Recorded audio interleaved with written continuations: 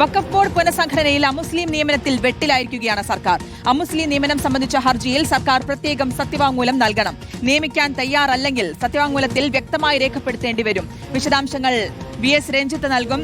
V S Ranjith, section 14 അമുസ്ലിം പ്രതിനിധി നിർബന്ധമാണെന്നിരിക്കെ മറിച്ചൊരു നിലപാട് സർക്കാരിന് നിയമിക്കാൻ കഴിയില്ല അല്ലെങ്കിൽ സാധിക്കില്ല എന്നുള്ള സർക്കാരിന് സ്വീകരിക്കാനാകില്ല എന്നുള്ളതാണ്. അപ്പോൾ എന്തായിരിക്കും ഇനിയുള്ള നീക്കം? ശ്രുതി, ഇടത് സർക്കാരിന്റെ കാലത്താണ് നിലവിൽ KS ചെയർമാനായിട്ടുള്ള വഖഫ് ബോർഡിനെ നിയമിച്ചിട്ടുള്ളത്. ഈ വഖഫ് ബോർഡിന്റെ അപാകതകളും ക്രമക്കേടുകളും ചൂണ്ടിക്കാണിച്ചുകൊണ്ട് 4 ഹർജികൾ നിലവിൽ ഹൈക്കോടതിയിലുണ്ട്. ഇതിന് ഒരൊറ്റ സത്യവാങ്മൂലത്തിലൂടെയാണ് നേരത്തെ സർക്കാർ മറുപടി നൽകിയത്. ആ സത്യവാങ്മൂലത്തിൽ സെക്ഷൻ 14 പ്രകാരം പുനഃസംഘടിപ്പിക്കാൻ തയ്യാറാണ് എന്ന് മാത്രമാണ് സർക്കാർ കോടതിയെ അറിയിച്ചിട്ടുള്ളത്. ഇതിലാണ് കഴിഞ്ഞ ദിവസം കോടതി ഈ വാദം കേട്ടപ്പോൾ 4 ഹർജികൾക്കും 4 വെവ്വേറെ മറുപടി നൽകാൻ ആവശ്യപ്പെട്ടിരിക്കുന്നത്.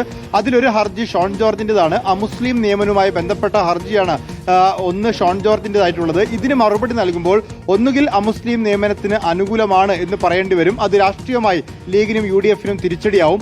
അല്ലെങ്കിൽ അമുസ്ലിം നിയമനം ഇപ്പോൾ നടത്താൻ പറ്റില്ല എന്ന് പറയേണ്ടി വരും. അത് സെക്ഷൻ 14 വിരുദ്ധമായിരിക്കും. ആ ബോർഡ് നിലനിൽക്കില്ല എന്നുള്ളതാണ് നിലവിലെ നിയമപരമായിട്ടുള്ള സ്ഥിതി. അപ്പോൾ ഇതിൽ രണ്ടിൽ ഒരു നിലപാട് അടുത്ത ദിവസം കോടതി പരിഗണിക്കുമ്പോൾ സർക്കാരിന് പറയേണ്ടി വരും. അതുകൊണ്ട് തന്നെ ഈ അമുസ്ലിം നിയമനവുമായി ബന്ധപ്പെട്ട ഹർജി പരിഗണിക്കുമ്പോൾ സർക്കാർ വെട്ടിലാവും. ഓക്കെ, വ്യക്തമാണ്. വി എസ് രഞ്ജിത്താണ് വിശദാംശങ്ങൾ നൽകിയത്.